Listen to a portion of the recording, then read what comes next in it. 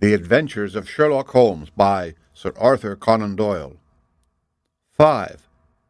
The Adventure of the Priory School, Part 1. We have had some dramatic entrances and exits upon our small stage at Baker Street, but I cannot recollect anything more sudden and startling than the first appearance of Thornycroft Huxtable, M.A., Ph.D., etc. His card, which seemed too small to carry the weight of his academic distinctions, preceded him by a few seconds, and then he entered himself, so large, so pompous, and so dignified, that he was the very embodiment of self-possession and solidity. And yet his first action, when the door had closed behind him, was to stagger against the table, whence he slipped down upon the floor, and there was that majestic figure, prostrate and insensible upon our bearskin hearthrug. We had sprung to our feet, and for a few moments we stared in silent amazement at this ponderous piece of wreckage, which told of some sudden and fatal storm far out on the ocean of life. Then Holmes hurried with a cushion for his head, and I with brandy for his lips. The heavy white face was seamed with lines of trouble, the hanging pouches under the closed eyes were leaden in color, the loose mouth drooped dolorously at the corners, the rolling chins were unshaven. Collar and shirt bore the grime of a long journey, and the hair bristled unkempt from the well-shaped head. It was a sorely stricken man who lay before us. "What is it, Watson?" asked Holmes. "Absolute exhaustion. Possibly mere hunger and fatigue," said I, with my finger on the thready pulse where the stream of life trickled thin and small. "Return ticket from Mackleton in the north of England," said Holmes, drawing it from the watch-pocket. "It is not 12 o'clock yet. He has certainly been an early starter." The puckered eyelids had begun to quiver, and now a pair of vacant gray eyes looked up at us. An instant later the man had scrambled onto his feet, his face crimson with shame. "Forgive this weakness, Mr. Holmes. I have been a little overwrought. Thank you. If I might have a glass of milk and a biscuit, I have no doubt that I should be better. I came personally, Mr. Holmes, in order to ensure that you would return with me. I feared that no telegram would convince you of the absolute urgency of the case. When you are quite restored—" "I am quite well again. I cannot imagine how I came to be so weak. I wish you, Mr. Holmes, to come to Mackleton with me by the next train." My friend shook his head. "My colleague, Dr. Watson, could tell you that we are very busy at present. I am retained in this case of the Ferrers' documents, and the Abergavenny murder is coming up for trial. Only a very important issue could call me from London at present." "Important?" Our visitor threw up his hands. "Have you heard nothing of the abduction of the only son of the Duke of Holderness?" "What? The late cabinet minister?" "Exactly. We had tried to keep it out of the papers, but there was some rumor in the Globe last night. I thought it might have reached your ears." Holmes shot out his long, thin arm and picked out volume H in his encyclopedia of reference. "Holderness, 6th Duke, K.G., P.C., half the alphabet. Baron Beverley, Earl of Carston. Dear me, what a list. Lord Lieutenant of Hallamshire since 1900. Married Edith, daughter of Sir Charles Appledore, 1888. Heir and only child, Lord Saltire. Owns about 250,000 acres, minerals in Lancashire and Wales. Address, Carlton House Terrace, Holderness Hall, Hallamshire. Carston Castle, Bangor, Wales. Lord of the Admiralty, 1872. Chief Secretary of State for— Well, this man is certainly one of the greatest subjects of the Crown." "The greatest, and perhaps the wealthiest.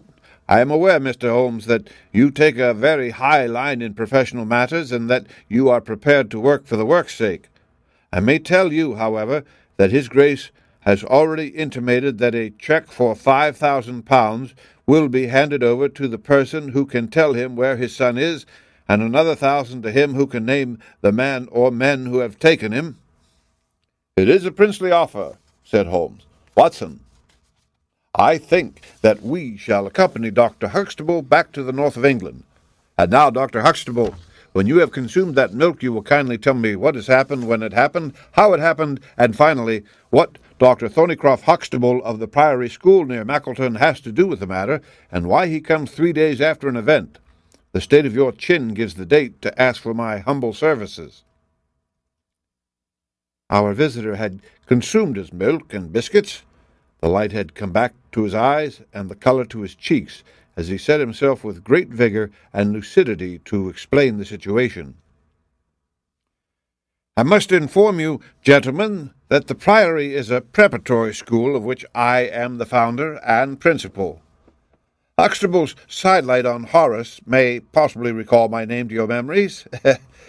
Well, the Priory is, without exception, the best and most select preparatory school in England.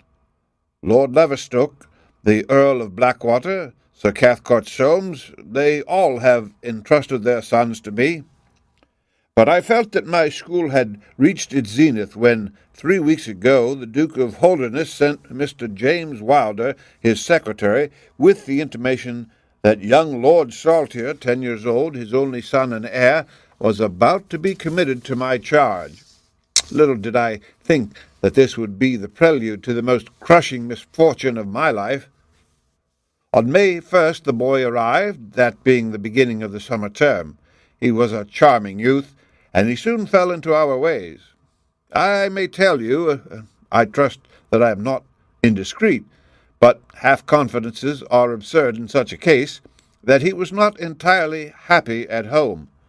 It is an open secret that the Duke's married life had not been a peaceful one, and the matter had ended in a separation by mutual consent, the Duchess taking up her residence in the south of France. This had occurred very shortly before, and the boy's sympathies are known to have been strongly with his mother. He moped after her departure from Holderness Hall, and it was for this reason that the Duke desired to send him to my establishment. In a fortnight the boy was quite at home with us, and was apparently absolutely happy. He was last seen on the night of May 13th, that is, the night of last Monday. His room was on the second floor, and was approached through another larger room in which 2 boys were sleeping. These boys saw and heard nothing, so that it is certain that young Saltire did not pass out that way. His window was open, and that is a stout ivy plant leading to the ground. We could trace no footmarks below, but it is sure that this is the only possible exit. His absence was discovered at 7 o'clock on Tuesday morning. His bed had been slept in. He had dressed himself fully before going off in his usual school suit of black Eton jacket and dark grey trousers. There were no signs that anyone had entered the room, and it is quite certain that anything in the nature of cries or a struggle would have been heard, since Caunter, the elder boy in the inner room, is a very light sleeper. When Lord Saltire's disappearance was discovered, I at once called a roll of the whole establishment, boys, masters, and servants. It was then that we ascertained that Lord Saltire had not been alone in his flight. Heidegger, the German master, was missing. His room was on the second floor at the farther end of the building, facing the same way as Lord Saltire's. His bed had also been slept in, but he had apparently gone away partly dressed, since his shirt and socks were lying on the floor. He had undoubtedly let himself down by the ivy, for we could see the marks of his feet where he had landed on the lawn. His bicycle was kept in a small shed beside this lawn, and it also was gone. He had been with me for 2 years, and came with the best references, but he was a silent, morose man, not very popular either with the masters or boys. No trace could be found of the fugitives, and now on Thursday morning we are as ignorant as we were on Tuesday. Inquiry was, of course, made at once at Holderness Hall. It is only a few miles away, and we imagined that in some sudden attack of homesickness he had gone back to his father, but nothing had been heard of him. The Duke is greatly agitated, and as to me, well, you have seen yourselves the state of nervous prostration to which the suspense and the responsibility have reduced me. Mr. Holmes, if ever you put forward your full powers, I implore you to do so now, for never in your life could you have a case which is more worthy of them." Sherlock Holmes had listened with the utmost intentness to the statement of the unhappy schoolmaster. His drawn brows and the deep furrow between them showed that he needed no exhortation to concentrate all his attention upon a problem which, apart from the tremendous interest involved, must appeal so directly to his love of the complex and the unusual. He now drew out his notebook and jotted down one or two memoranda. "You have been very remiss in not coming to me sooner," said he, severely. "You start me on my investigation with a very serious handicap. It is inconceivable, for example, that this ivy and this lawn would have yielded nothing to an expert observer." "I am not to blame, Mr. Holmes. His Grace was extremely desirous to avoid all public scandal. He was afraid of his family unhappiness being dragged before the world. He has a deep horror of anything of the kind." "But there has been some official investigation?" "Yes, sir, and it has proved most disappointing. An apparent clue was at once obtained, since a boy and a young man were reported to have been seen leaving a neighboring station by an early train. Only last night we had news that the couple had been hunted down in Liverpool, and they proved to have no connection whatever with the matter in hand. Then it was that in my despair and disappointment, after a sleepless night, I came straight to you by the early train." "I suppose the local investigation was relaxed while this false clue was being followed up?"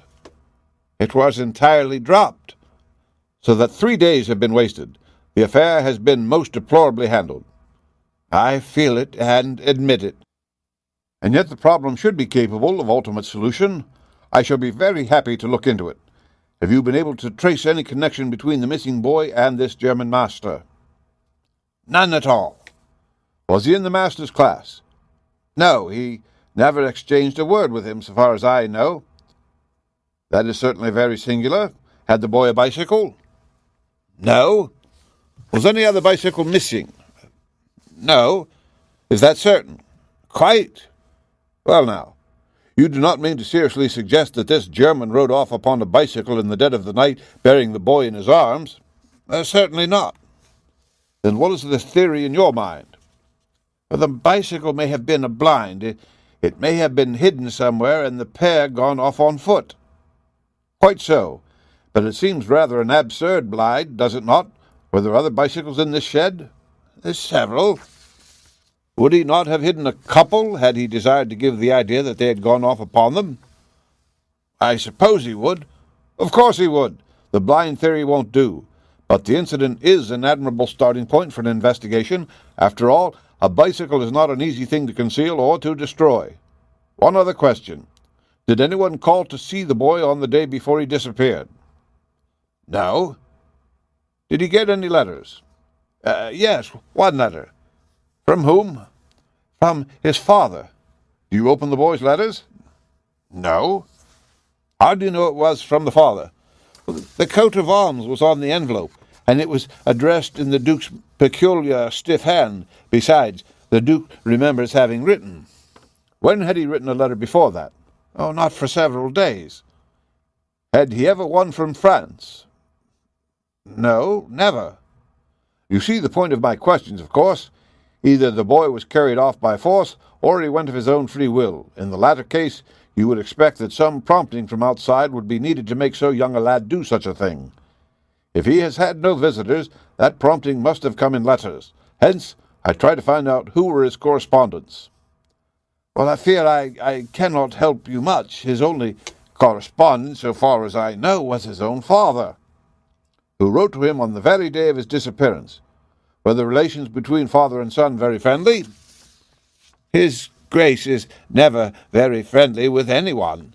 He is completely immersed in large public questions, and is rather inaccessible to all ordinary emotions, but he was always kind to the boy in his own way." "But the sympathies of the latter were with his mother?"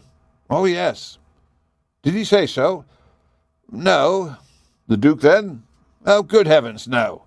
"Then how could you know?" "I have had some Confidential talks with Mr. James Wilder, His Grace's secretary. It was he who gave me the information about Lord Saltair's failings." "I see. By the way, that last letter of the Duke's, was it found in the boy's room after he was gone?" "No, he had taken it with him, I think, Mr. Holmes. It is time that we were leaving for Euston." "I will order a four-wheeler. In a quarter of an hour we shall be at your service. If you are telegraphing home, Mr. Huxtable, it would be well to allow the people in your neighbourhood to imagine that the inquiry is still going on in Liverpool, or wherever else that red herring led your pack. In the meantime, I will do a little quiet work at your own doors, and perhaps the scent is not so cold but that two old hounds like Watson and myself may get a sniff of it." The end of Part 1. Read by Rick Kistner for Lit2Go, on the web at scit.usf.edu.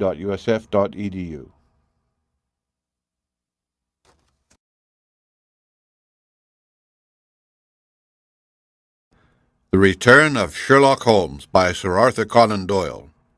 5. The Adventure of the Priory School, Part 2. Editorial note: within the text of this story, Sherlock Holmes refers to a map, an illustration of which was contained in the original text. The listener may view this map within the text version of this story, which accompanies the audio version on the same website. That evening found us in the cold, bracing atmosphere of the Peak Country in which Dr. Huxtable's famous school is situated. It was already dark when we reached it. A card was lying on the hall table, and the butler whispered something to his master, who turned to us with agitation in every heavy feature. "The Duke is here," said he. "The Duke and Mr. Wilder are in the study. Come, gentlemen, and I will introduce you." I was, of course, familiar with the pictures of the famous statement, but the man himself was very different from his representation. He was a tall and stately person, scrupulously dressed, with a drawn, thin face and a nose which was grotesquely curved and long. His complexion was of a dead pallor, which was more startling by contrast with a long, dwindling beard of vivid red, which flowed down over his white waistcoat, with his watch-chain gleaming through its fringe. Such was the stately presence who looked stonily at us from the centre of Dr. Huxtable's hearthrug. Beside him stood a very young man, whom I understood to be Wilder, the private secretary. He was small, nervous, alert, with intelligent light blue eyes and mobile features. It was he who at once, in an incisive and positive tone, opened the conversation. "I called this morning, Dr. Huxtable, too late to prevent you from starting for London. I learned that your object was to invite Mr. Sherlock Holmes to undertake the conduct of this case. His Grace is surprised, Dr. Huxtable, that you should have taken such a step without consulting him." "When I learned that the police had failed—" "His Grace is by no means convinced that the police have failed." "But surely, Mr. Wilder—" "You are well aware, Dr. Huxtable, that His Grace is particularly anxious to avoid all public scandal. He prefers to take as few people as possible into his confidence." "The matter can be easily remedied," said the brow-beaten doctor. "Mr. Sherlock Holmes can return to London by the morning train." "Hardly that, Doctor, hardly that," said Holmes in his blandest voice. "The northern air is invigorating and pleasant, so I propose to spend a few days upon your moors, and to occupy my mind as best I may. Whether I have the shelter of your roof or of the village inn is, of course, for you to decide." I could see that the unfortunate doctor was in the last stage of indecision, from which he was rescued by the deep, sonorous voice of the red-bearded Duke, which boomed out like a dinner gong. "I agree with Mr. Wilder, Dr. Huxtable, that you would have done wisely to consult me. But since Mr. Holmes has already been taken into your confidence, it would indeed be absurd that we should not avail ourselves of his services. Far from going to the inn, Mr. Holmes, I should be pleased if you would come and stay with me at Holderness Hall." "I thank your Grace. For the purposes of my investigation, I think that it would be wiser for me to remain at the scene of the mystery." "Just as you like, Mr. Holmes. Any information which Mr. Wilder or I can give you is, of course, at your disposal." "It will probably be necessary for me to see you at the Hall," said Holmes. "I would only ask you now, sir, whether you have formed any explanation in your own mind as to the mysterious disappearance of your son." "No, sir, I have not." "Excuse me if I allude to that which is painful to you, but I have no alternative. Do you think that the Duchess had anything to do with this matter?" The great minister showed perceptible hesitation. "I do not think so," he said at last. "The most other obvious explanation is that the child has been kidnapped for the purpose of levying ransom. You have not had any demand of the sort?" "No, sir." "One more question, your grace. I understand that you wrote to your son upon the day when this incident occurred." "No, I wrote upon the day before." "Exactly, but he received it on that day." "Yes." "Was there anything in your letter which might have unbalanced him or induced him to take such a step?" "No, sir, certainly not." "Did you post that letter yourself?" The nobleman's reply was interrupted by his secretary, who broke in with some heat. "His grace is not in the habit of posting letters himself," said he. "This letter was laid with others upon the study table, and I myself put them in the post-bag." "You are sure this one was among them?" "Yes, I observed it." "How many letters did your grace write that day?" 20 or 30. I have a large correspondence." "But surely this is somewhat irrelevant." "Not entirely," said Holmes. "For my own part," the Duke continued, "I have advised the police to turn their attention to the south of France. I have already said that I do not believe that the Duchess would encourage so monstrous an action. But the lad had the most wrong-headed opinions, and it is possible that he may have fled to her, aided and abetted by this German. I think, Dr. Huxtable, that we will now return to the Hall." I could see that there were other questions which Holmes would have wished to put, but the nobleman's abrupt manner showed that the interview was at an end. It was evident that to his intensely aristocratic nature, this discussion of his intimate family affairs with a stranger was most aberrant, and that he feared lest every fresh question would throw a fiercer light into the discreetly shadowed corners of his ducal history. When the nobleman and his secretary had left, my friend flung himself at once with characteristic eagerness into the investigation. The boy's chamber was carefully examined, and yielded nothing save the absolute conviction that it was only through the window that he could have escaped. The German master's room and effects gave no further clue. In his case, a trailer of ivy had given way under his weight, and we saw by the light of a lantern the mark on the lawn where his heels had come down. That one dint in the short green grass was the only material witness left of this inexplicable nocturnal flight. Sherlock Holmes left the house alone, and only returned after 11. He had obtained a large ordnance map of the neighborhood, and this he brought into my room, where he laid it out on the bed, and, having balanced the lamp in the middle of it, he began to smoke over it, and occasionally to point out objects of interest with the reeking amber of his pipe. "This case grows upon me, Watson," said he. "There are decidedly some points of interest in connection with it. In this early stage, I want you to realize those geographical features which may have a good deal to do with our investigation. Look at this map. This dark square is the Priory School. I'll put a pin in it. Now, this line is the main road. You see that it runs east and west past the school, and you see also that there is no side road for a mile either way. If these two folk passed away by road, it was this road." "Exactly. By a singular and happy chance, we are able to some extent to check what passed along this road during the night in question. At this point, where my pipe is now resting, a country constable was on duty from 12 to 6. It is, as you perceive, the first crossroad on the east side. This man declares that he was not absent from his post for an instant, and he is positive that neither boy nor man could have gone that way unseen. I have spoken with this policeman tonight, and he appears to me to be a perfectly reliable person. That blocks the end. We have now to deal with the other end. There is an inn here, the Red Bull, the landlady of which was ill. She had sent to Mackleton for a doctor, but he did not arrive until morning, being absent at another case. The people at the inn were alert all night, awaiting his coming, and one or other of them seems to have continuously had an eye upon the road. They declare that no one passed.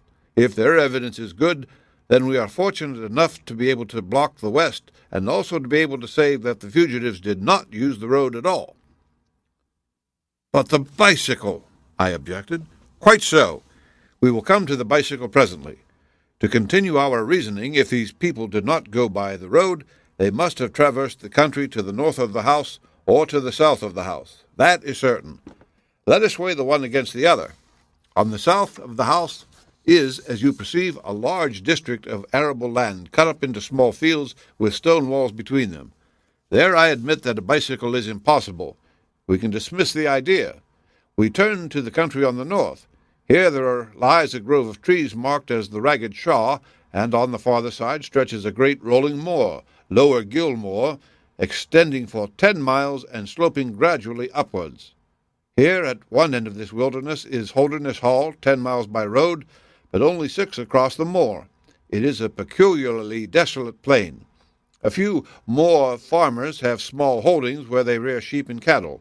Except these, the plover and the curlew are the only inhabitants until you come to the Chesterfield high road. There is a church there, you see, a few cottages, and an inn. Beyond that, the hills become precipitous. Surely it is here to the north that our quest must lie." "But the bicycle," I persisted. "Well, well," said Holmes impatiently, "a good cyclist does not need a high road. The moor is intersected with paths, and the moon was at the fullest. Hullo! What is this?" There was an agitated knock at the door, and an instant afterwards Dr. Huxtable was in the room. In his hand he held a blue cricket cap with a white chevron on the peak. "At last we have a clue," he cried. "Thank heaven! At last we're on the dear boy's track. It is his cap." "Where was it found?" "In the van of the gypsies who camped on the moor. They left on Tuesday. Today the police traced them down and examined their caravan. This was found." "How do they account for it?" "Oh, they shuffled and lied. Said that they found it on the moor on Tuesday morning. They know where he is, the rascals. Thank goodness they are all safe under lock and key. Either the fear of the law or the Duke's purse will certainly get out of them all that they know." "So far, so good," said Holmes, when the doctor had at last left the room. "It at least bears out the theory that it is on the side of the Lower Gill Moor that we must hope for results. The police have really done nothing locally save the arrest of these gypsies. Look here, Watson. There is a watercourse across the moor. You see it marked here in the map. In some parts it widens into a morass. This is particularly so in the region between Holderness Hall and the school. It is vain to look elsewhere for tracks in this dry weather, but at that point there is certainly a chance of some record being left. I will call you early tomorrow morning, and you and I will try and see if we can throw a little light upon this mystery." The day was just breaking when I woke to find the long, thin form of Holmes by my bedside. He was fully dressed and had apparently already been out. "I have done the lawn and the bicycle shed," said he. "I have also had a ramble through the Ragged Shaw. Now, Watson, there is cocoa ready in the next room. I must beg you to hurry, for we have a great day before us." His eyes shone, and his cheek was flushed with the exhilaration of the master workman who sees his work lie ready before him. A very different Holmes, this active, alert man, from the introspective and pallid dreamer of Baker Street. I felt, as I looked upon that supple figure alive with nervous energy, that it was indeed a strenuous day that awaited us. And yet it opened in the blackest disappointment. With high hopes we struck across the peaty russet moor, intersected with 1,000 sheep paths, until we came to the broad, light green belt which marked the morass between us and Holderness. Certainly if the lad had gone homewards he must have passed this, and he could not pass it without leaving his traces. But no sign of him or the German could be seen. With a darkening face, my friend strode along the margin, eagerly observant of every muddy stain upon the mossy surface. Sheep marks were there in profusion, and at one place, some miles down, cows had left their tracks. Nothing more. "Check number 1, said Holmes, looking gloomily over the rolling expanse of the moor. "There is another morass down yonder, and a narrow neck between. Hello, hello, hello! What have we here?" We had come upon a small black ribbon of pathway. In the middle of it, clearly marked on the sodden soil, was the track of a bicycle. "Hurrah!" I cried. "We have it!" But Holmes was shaking his head, and his face was puzzled and expectant rather than joyous. "A bicycle, certainly, but not the bicycle," said he. "I am familiar with 42 different impressions left by tires. This, as you perceive, is a Dunlop, with a patch upon the outer cover. Heidegger's tires were Palmer's, leaving longitudinal stripes. Aveling, the mathematical master, was sure upon the point. Therefore, it is not Heidegger's track." "The boy's, then?" "Possibly, if we could prove a bicycle to have been in his possession, but this we have utterly failed to do. This track, as you perceive, was made by a rider who was going from the direction of the school." "Or towards it?" "No, no, my dear Watson. The more deeply sunk impression is, of course, the hind wheel upon which the weight rests. You perceive several places where it has passed across and obliterated the more shallow mark of the front one. It was undoubtedly heading away from the school. It may or not be connected with our inquiry, but we will follow it backwards before we go any farther." We did so, and at the end of a few hundred yards lost the tracks as we emerged from the boggy portion of the moor. Following the path backwards, we picked out another spot where a spring trickled across it. Here once again was the mark of the bicycle, though nearly obliterated by the hoofs of cows. After that there was no sign, but the path ran right on into Ragged Shaw, the wood which backed on to the school. From this wood the cycle must have emerged. Holmes sat down on a boulder and rested his chin in his hands. I had smoked 2 cigarettes before he moved.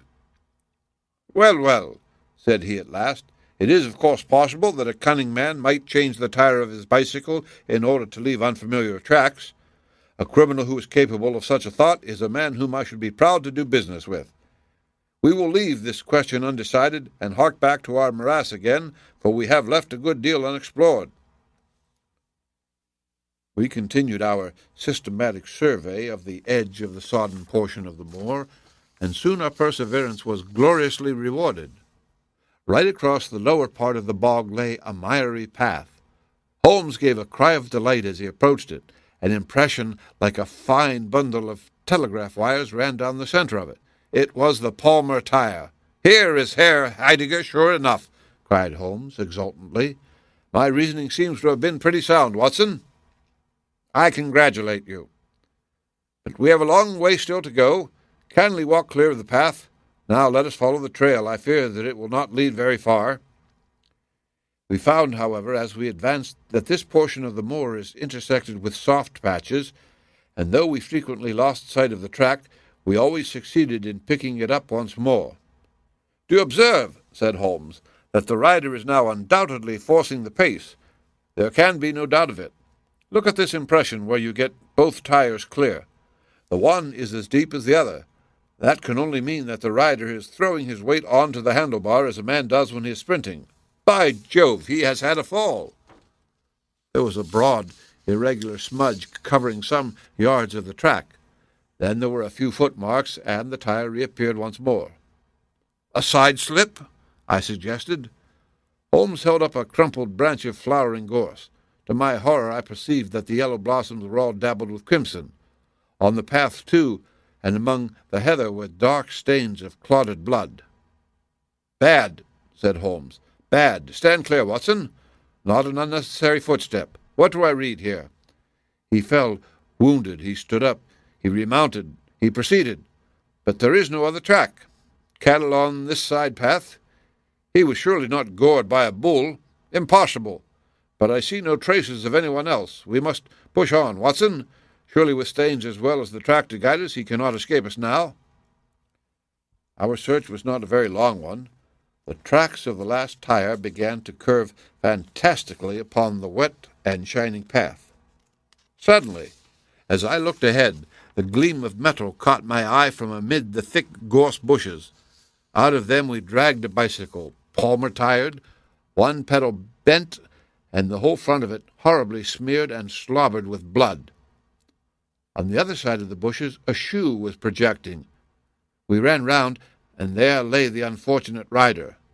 He was a tall man, full-bearded, with spectacles, one glass of which had been knocked out. The cause of his death was a frightful blow upon the head, which had crushed in part of his skull. That he could have gone on after receiving such an injury said much for the vitality and courage of the man. He wore shoes but no socks, and his open coat disclosed a nightshirt beneath it. It was undoubtedly the German master. Holmes turned the body over reverently and examined it with great attention.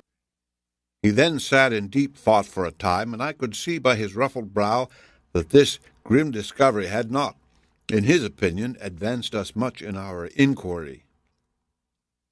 "It is a little difficult to know what to do, Watson," said he at last. "My own inclinations are to push this inquiry on, for we have already lost so much time that we cannot afford to waste another hour. On the other hand, we are bound to inform the police of the discovery and to see that this poor fellow's body is looked after. I could take a note back, but I need your company and assistance. Wait a bit. There is a fellow cutting peat up yonder. Bring him over here, and he will guide the police." I brought the peasant across, and Holmes dispatched the frightened man with a note to Dr. Huxtable. "Now, Watson," said he, "we have picked up 2 clues this morning. One is the bicycle with the palmer tire, and we see what that has led to. The other is the bicycle with the patched Dunlop.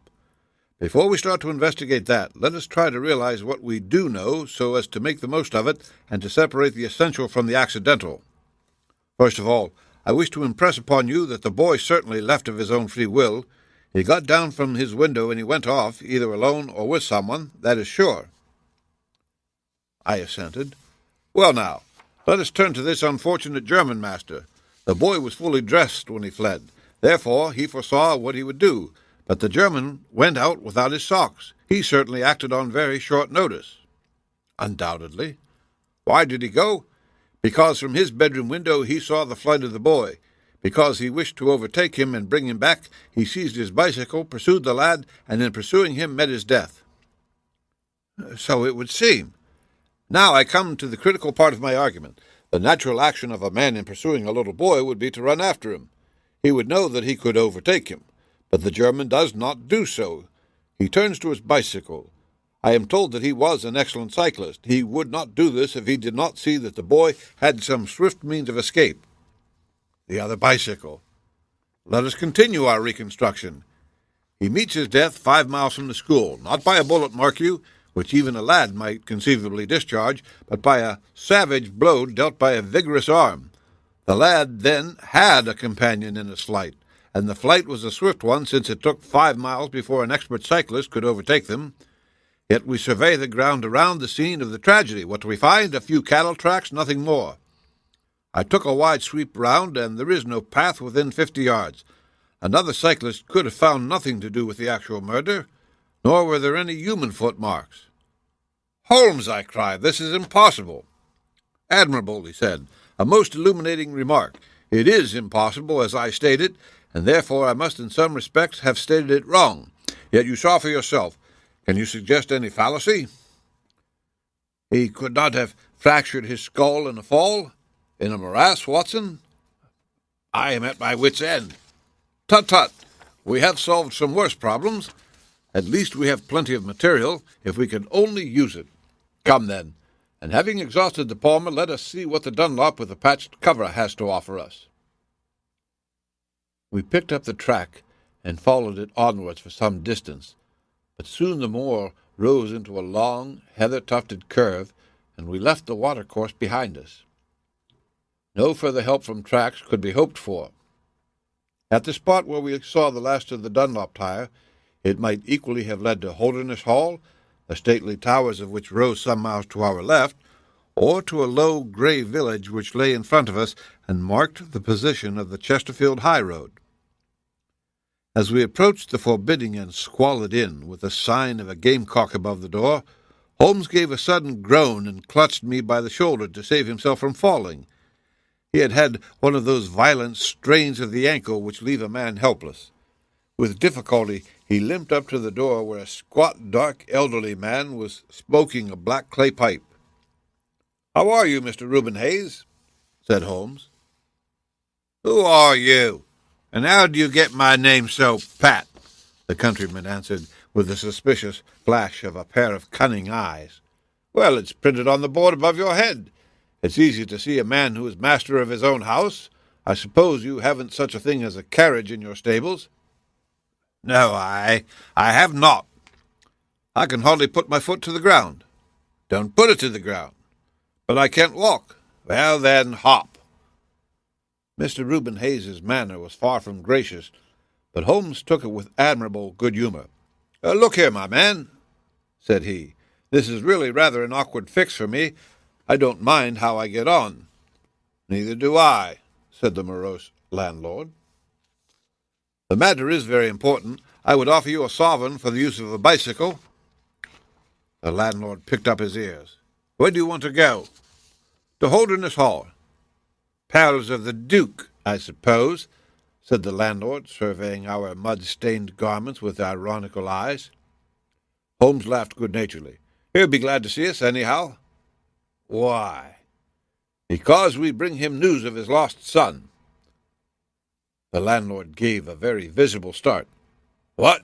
You're on his track?" "He has been heard of in Liverpool. They expect to get him every hour." Again a swift change passed over the heavy, unshaven face. His manner was suddenly genial. "I've less reason to wish the Duke well than most men," said he, "for I was his head coachman once, and cruel bad he treated me. It was him that sacked me without a character on the word of a lying cord chandler. But I'm glad to hear that the young lord was heard of in Liverpool, and I'll help you to take the news to the hall." "Thank you," said Holmes. "We'll have some food first. Then you can bring round the bicycle." "I haven't got a bicycle." Holmes held up a sovereign. "I tell you, men, that I haven't got one. I'll let you have 2 horses as far as the hall." "Well, well," said Holmes. "We'll talk about it when we've had something to eat." When we were left alone in the stone-flagged kitchen, it was astonishing how rapidly that sprained ankle recovered. It was nearly nightfall, and we had eaten nothing since early morning, so that we spent some time over our meal. Holmes was lost in thought, and once or twice he walked over to the window and stared earnestly out. It opened onto a squalid courtyard. In the far corner was the smithy, where a grimy lad was at work. On the other side were the stables. Holmes had sat down again after one of these excursions, when he suddenly sprang out of his chair with a loud exclamation. "By heaven, Watson, I believe that I've got it," he cried. Yes, it must be so. Watson, do you remember seeing any cow tracks today?" "Yes, several." "Where?" "Well, everywhere. They were at the morass, and again on the path, and again near where poor Heidegger met his death." "Exactly. Well, now, Watson, how many cows did you see on the moor?" "I don't remember seeing any." "Strange, Watson, that we should see tracks all along our line, but never a cow on the whole moor. Very strange, Watson, eh?" "Well, yes, it is strange. Now, Watson, make an effort. Throw your mind back. Can you see those tracks upon the path?" "Yes, I can." "Can you recall that the tracks were sometimes like that, Watson?" And he arranged a number of breadcrumbs in this fashion, and sometimes like this, and he arranged some more, and occasionally like this, and he continued his arrangement of breadcrumbs. Can you remember that?" "No, I cannot." "But I can. I could swear to it. However, we will go back at our leisure and verify it. What a blind beetle I have been not to draw my conclusion." "And what is your conclusion?" "Only that it is a remarkable cow which walks, canters, and gallops. By George, Watson, it was no brain of a country publican that thought out such a blind as that. The coast seems to be clear, save for that lad in the smithy. Let us slip out and see what we can see." There were 2 rough-haired, unkempt horses in the tumble-down stable. Holmes raised the hind leg of one of them and laughed aloud. "Old shoes, but newly shod. Old shoes, but new nails. This case deserves to be a classic. Let us go across to the smithy." The lad continued his work without regarding us. I saw Holmes' eye darting to the right and left among the litter of iron and wood which was scattered about the floor. Suddenly, however, we heard a step behind us, and there was the landlord, his heavy eyebrows drawn over his savage eyes, his swarthy features convulsed with passion. He held a short, metal-headed stick in his hand, and he advanced in so menacing a fashion that I was right glad to feel the revolver in my pocket. "You infernal spies!" the man cried. "What are you doing here?" "Why, Mr. Reuben Hayes," said Holmes coolly, "one might think that you were afraid of our finding something out." The man mastered himself with a violent effort, and his grim mouth loosened into a false laugh which was more menacing than his frown. "You're welcome to all you can find out in my smithy," said he. "But look here, mister, I don't care for folk poking about my place without my leave, so the sooner you pay your score and get out of this, the better I shall be pleased." "All right, Mr. Hayes, no harm meant," said Holmes. "We have been looking at your horses, but I think I'll walk after all. It's not far, I believe." "Not more than 2 miles to the hall gates. That's the road to the left."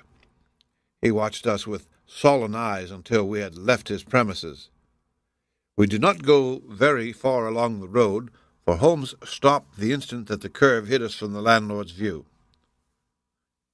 "We were warm, as the children say, at that inn," said he. "I seem to grow colder every step that I take away from it. No, I can't possibly leave it." "I am convinced," said I, "that this Reuben Hayes knows all about it. A more self-evident villain I never saw." "Oh, he impressed you in that way, did he? There are the horses there in the smithy. Yes, it is an interesting place, this Fighting Cock. I think we shall have another look at it in an unobtrusive way." A long, sloping hillside dotted with gray limestone boulders stretched behind us. We had turned off the road and were making our way up the hill when, looking in the direction of Holderness Hall, I saw a cyclist coming swiftly along. "Get down, Watson!" cried Holmes with a heavy hand upon my shoulder. We had hardly sunk from view when the man flew past us on the road.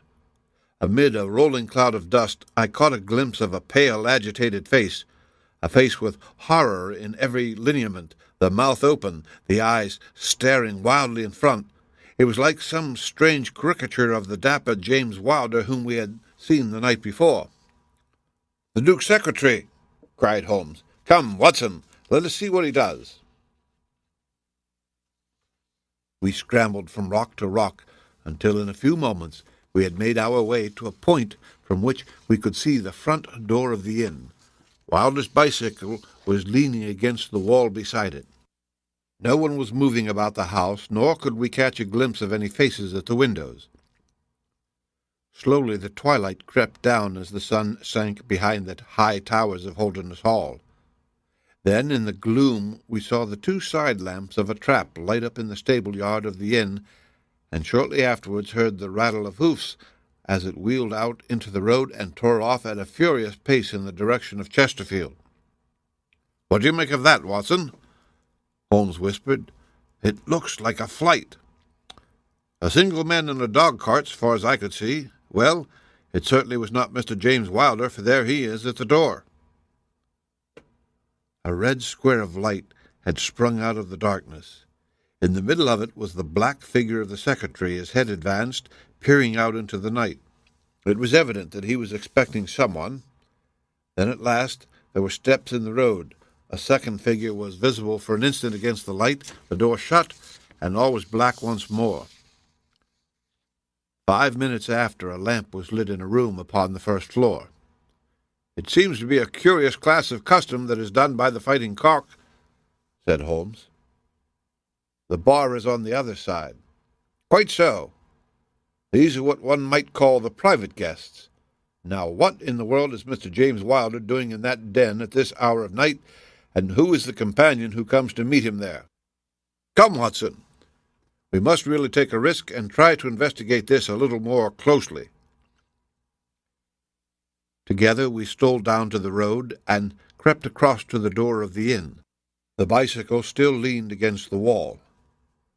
Holmes struck a match and held it to the back wheel, and I heard him chuckle as the light fell upon a patched Dunlop tire. Up above us was the lighted window. "I must have a peep through that, Watson. If you bend your back and support yourself upon the wall, I think that I can manage." An instant later his feet were on my shoulders, but he was hardly up before he was down again. "Come, my friend," said he. "Our day's work has been quite long enough. I think that we have gathered all that we can. It's a long walk to the school, and the sooner we get started, the better." He hardly opened his lips during that weary trudge across the moor, nor would he enter the school when he reached it, but went on to Mackleton Station, whence he could send some telegrams. Late at night I heard him consoling Dr. Huxtable, prostrated by the tragedy of his master's death, and still later he entered my room as alert and vigorous as he had been when he started in the morning. "All goes well, my friend," said he. "I promise that before tomorrow evening we shall have reached the solution of the mystery." At 11 o'clock next morning, my friend and I were walking up the famous yew avenue of Holderness Hall. We were ushered through the magnificent Elizabethan doorway and into his Grace's study. There we found Mr. James Wilder, demure and courtly, but with some trace of that wild terror of the night before still lurking in his furtive eyes and in his twitching features. "You have come to see his Grace? I am sorry, but the fact is that the Duke is far from well. He has been very much upset by the tragic news. We received a telegram from Dr. Huxtable yesterday afternoon which told us of your discovery." "I must see the Duke, Mr. Wilder." "But he is in his room." "Then I must go to his room."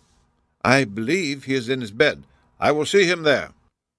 Holmes's cold and inexorable manner showed the secretary that it was useless to argue with him. "Very good, Mr. Holmes. I will tell him that you are here." After half an hour's delay, the great nobleman appeared. His face was more cadaverous than ever. His shoulders had rounded, and he seemed to me to be an altogether older man than he had been the morning before. He greeted us with a stately courtesy and seated himself at his desk, his red beard streaming down onto the table. "Well, Mr. Holmes," said he. But my friend's eyes were fixed upon the secretary, who stood by his master's chair. "I think, your Grace, that I could speak more freely in Mr. Wilder's absence." The man turned a shade paler and cast a malignant glance at Holmes. "If your Grace wishes—" Yes, you had better go. Now, Mr. Holmes, what have you to say?" My friend waited until the door had closed behind the retreating secretary. "The fact is, your Grace," said he, "that my colleague Dr. Watson and myself had an assurance from Dr. Huxtable that a reward had been offered in this case. I should like to have this confirmed from your own lips." "Certainly, Mr. Holmes."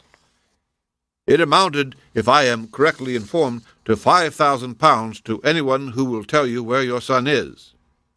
"Exactly." "And another 1,000 to the man who will name the person or persons who keep him in custody." "Exactly."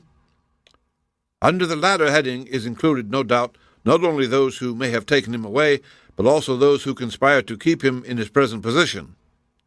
Yes, cried the Duke impatiently. "If you do your work well, Mr. Sherlock Holmes, you will have no reason to complain of niggardly treatment."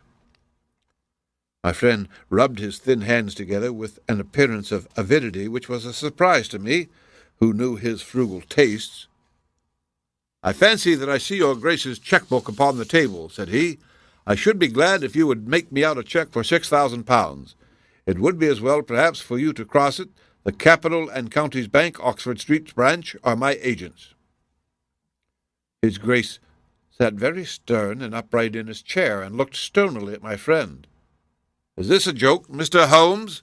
It is hardly a subject for pleasantry." "Not at all, your Grace. I was never more earnest in my life." "What do you mean, then?" "I mean that I have earned the reward. I know where your son is, and I know some, at least, of those who are hiding him." The Duke's beard had turned more aggressively red than ever against his ghastly white face. "Where is he?" he gasped. "He is, or was last night, at the Fighting Cock Inn, about 2 miles from your park gate." The Duke fell back in his chair. "And whom do you accuse?" Sherlock Holmes' answer was an astounding one. He stepped swiftly forward and touched the Duke upon the shoulder. "I accuse you," said he, "and now, your Grace, I'll trouble you for that check." Never shall I forget the Duke's appearance as he sprang up and clawed with his hands like one who is sinking into an abyss. Then, with an extraordinary effort of aristocratic self-command, he sat down and sank his face in his hands. It was some minutes before he spoke. "How much do you know?" he asked at last, without raising his head. "I saw you together last night." "Does anyone else beside your friend know?" "I have spoken to no one." The Duke took a pen in his quivering fingers and opened his checkbook. "I shall be as good as my word, Mr. Holmes. I am about to write your check, however unwelcome the information which you have gained may be to me. When the offer was first made, I little thought the turn which events might take.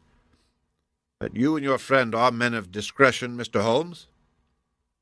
"I hardly understand, your Grace." "I must put it plainly, Mr. Holmes.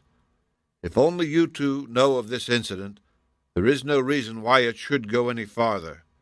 I think £12,000 is the sum that I owe you, is it not?"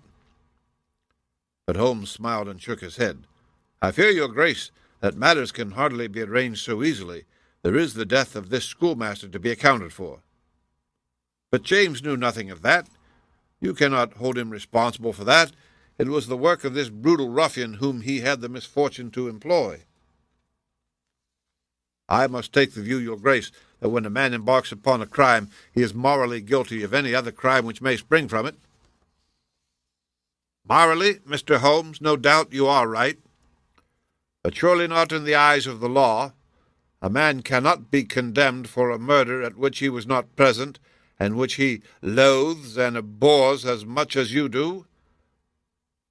The instant that he heard of it, he made a complete confession to me, so filled was he with horror and remorse. He lost not an hour in breaking entirely with the murderer. Oh, Mr. Holmes, you must save him, you must save him. I tell you that you must save him." The Duke had dropped the last attempt at self-command, and was pacing the room with a convulsed face and with his clenched hands raving in the air. At last he mastered himself and sat down once more at his desk. "I appreciate your conduct in coming here before you spoke to anyone else," said he. "At least we may take counsel how far we can minimize this hideous scandal." "Exactly," said Holmes. "I think, your Grace, that this can only be done by absolute and complete frankness between us. I am disposed to help your Grace to the best of my ability, but in order to do so I must understand to the last detail how the matter stands. I realize that your words applied to Mr. James Wilder, and that he is not the murderer." "No, the murderer has escaped." Sherlock Holmes smiled demurely. "Your Grace can hardly have heard of any small reputation which I possess, or you would not imagine that it is so easy to escape me. Mr. Reuben Hayes was arrested at Chesterfield on my information at 11 o'clock last night. I had a telegram from the head of the local police before I left the school this morning." The Duke leaned back in his chair and stared with amazement at my friend. "You seem to have powers that are hardly human," said he. "Sir Reuben Hayes is taken. I am right glad to hear it, if it will not react upon the fate of James." "Your secretary?" "No, sir. My son." It was Holmes' turn to look astonished. "I confess that this is entirely new to me, your Grace. I must beg you to be more explicit." "I will conceal nothing from you. I agree with you that complete frankness, however painful it may be to me, is the best policy in this desperate situation to which James's folly and jealousy have reduced us. When I was a very young man, Mr. Holmes, I loved with such a love as comes only once in a lifetime. I offered the lady marriage, but she refused it on the grounds that such a match might mar my career. Had she lived, I would certainly never have married anyone else. She died and left this one child, whom for her sake I have cherished and cared for. I could not acknowledge the paternity to the world, but I gave him the best of educations, and since he came to manhood, I have kept him near my person. He surprised my secret, and has presumed ever since upon the claim which he has upon me and upon his power of provoking a scandal which would be abhorrent to me. His presence had something to do with the unhappy issue of my marriage. Above all, he hated my young legitimate heir from the first with a persistent hatred. You may well ask me why, under these circumstances, I still kept James under my roof. I answer that it was because I could see his mother's face in his, and that for her dear sake there was no end to my long suffering. All her pretty ways, too, there was not one of them which he could not suggest and bring back to my memory. I could not send him away, but I feared so much lest he should do Arthur, that is, Lord Saltire, a mischief, that I dispatched him for safety to Dr. Huxtable's school. James came into contact with this fellow Hayes because the man was a tenant of mine, and James acted as agent. The fellow was a rascal from the beginning, but in some extraordinary way James became intimate with him. He had always a taste for low company. When James determined to kidnap Lord Saltire, it was of this man's service that he availed himself. You remember that I wrote to Arthur upon that last day? Well, James opened the letter and inserted a note asking Arthur to meet him in a little wood called the Ragged Shaw, which is near to the school. He used the Duchess's name, and in that way got the boy to come. That evening James bicycled over. I am telling you what he has himself confessed to me, and he told Arthur, whom he met in the wood, that his mother longed to see him, and that she was waiting him on the moor, and that if he would come with him back into the wood at midnight, he would find a man with a horse who would take him to her. Poor Arthur fell into the trap. He came to the appointment and found this fellow Hayes with a led pony. Arthur mounted, and they set off together. It appears, though this James only heard yesterday, that they were pursued, that Hayes struck the pursuer with his stick, and that the man died of his injuries. Hayes brought Arthur to his public-house, the Fighting Cock, where he was confined in an upper room under the care of Mrs. Hayes, who was a kindly woman, but entirely under the control of her brutal husband. Well, Mr. Holmes, that was the state of affairs when I first saw you 2 days ago. I had no more idea of the truth than you. You will ask me what was James' motive in doing such a deed. I answer that there was a great deal which was unreasoning and fanatical in the hatred which he bore my heir. In his view, he should himself have been heir of all my estates, and he deeply resented those social laws which made it impossible. At the same time, he had a definite motive also. He was eager that I should break the entail, and he was of opinion that it lay in my power to do so. He intended to make a bargain with me, to restore Arthur if I would break the entail, and so make it possible for the estate to be left to him by will. He knew well that I should never willingly invoke the aid of the police against him. I say that he would have proposed such a bargain to me, but he did not actually do so, for events moved too quickly for him, and he had not time to put his plans into practice. What brought all his wicked scheme to wreck was your discovery of this man Heidegger's dead body. James was seized with horror at the news. It came to us yesterday as we sat together in this study. Dr. Huxtable had sent a telegram. James was so overwhelmed with grief and agitation that my suspicions, which had never been entirely absent, rose instantly to a certainty, and I taxed him with the deed. He made a complete voluntary confession. Then he implored me to keep his secret for 3 days longer so as to give his wretched accomplice a chance of saving his guilty life. I yielded, as I have always yielded, to his prayers, and instantly James hurried off to the Fighting Cocks to warn Hayes and give him the means of flight. I could not go there by daylight without provoking comment, but as soon as night fell, I hurried off to see my dear Arthur. I found him safe and well, but horrified beyond expression by the dreadful deed he had witnessed.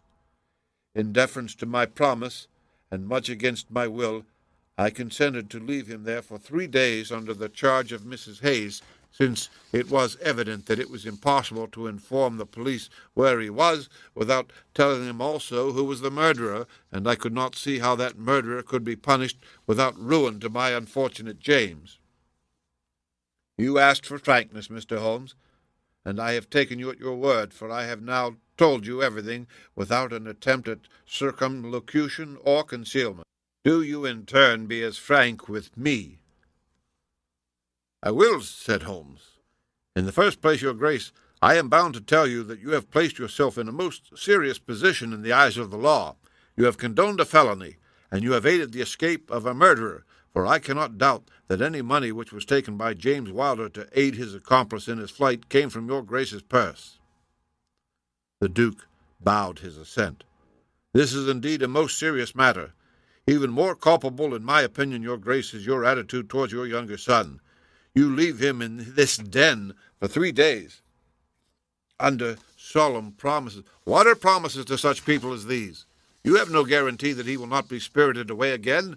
To you or your guilty elder son, you have exposed your innocent younger son to imminent and unnecessary danger. It was a most unjustifiable action. The proud Lord of Holderness was not accustomed to be so rated in his own ducal hall. The blood flushed into his high forehead, but his conscience held him dumb. I will help you, but on one condition only. It is that you ring for the footman and let me give such orders as I like. Without a word, the Duke pressed the electric bell. A servant entered. You will be glad to hear, said Holmes, that your young master is found. It is the Duke's desire that the carriage shall go at once to the Fighting Cock Inn to bring Lord Saltire home. Now, said Holmes, when the rejoicing lackey had disappeared, having secured the future, we can afford to be more lenient with the past. I am not in an official position, and there is no reason, so long as the ends of justice are served, why I should disclose all that I know. As to Hayes, I say nothing. The gallows awaits him, and I would do nothing to save him from it. What he will divulge I cannot tell, but I have no doubt that your grace could make him understand that it is to his interest to be silent. From the police point of view, he will have kidnapped the boy for the purpose of a ransom. If they do not themselves find it out, I see no reason why I should prompt them to take a broader point of view.